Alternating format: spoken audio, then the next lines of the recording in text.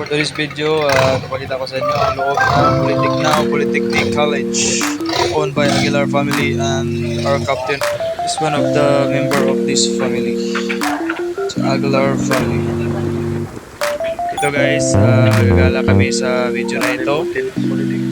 Liliputin namin itong loob ng paaralan ng Jinsan Polytechnic College or Mindanao Polytechnic College.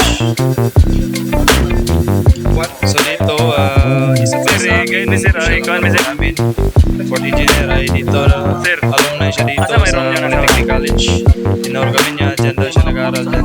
Dati mga HRM, pabang courses, criminologies, ang gym ninyo, maritime, customs.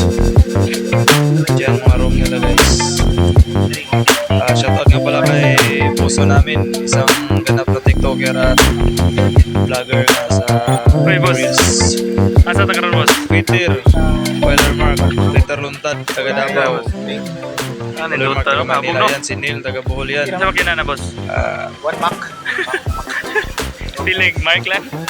Victor, from Fatima, Daniela Bundo, Sambuanga, Sambuanga Sibugay, saka mga kasamahan namin sa Ilig at ang kanyang misis. Puso na taga Camiguin.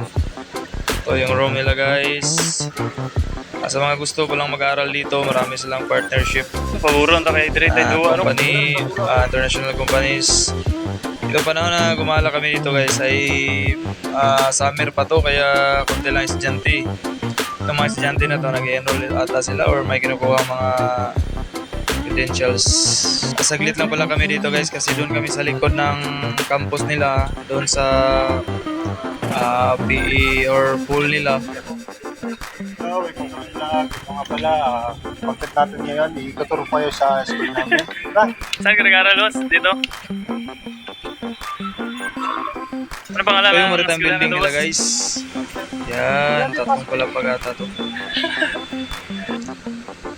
Laki rin ang paralan na to eh. May gym pa sila, may pool pa sila, may engineering workshop pa sila doon sa Liglasa sila dyan. Yan yung bridge nila yung sa taas. Bridge simulator.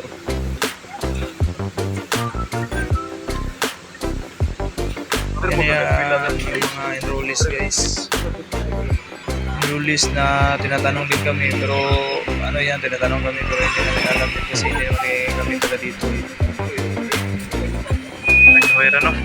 Yan, sa tabi, harapan lang yan ng ano guys, highway guys. Padirita duwa sir. Mindanao Polytechnic College of Jinsan City, City of Jinsan, South Cotabato.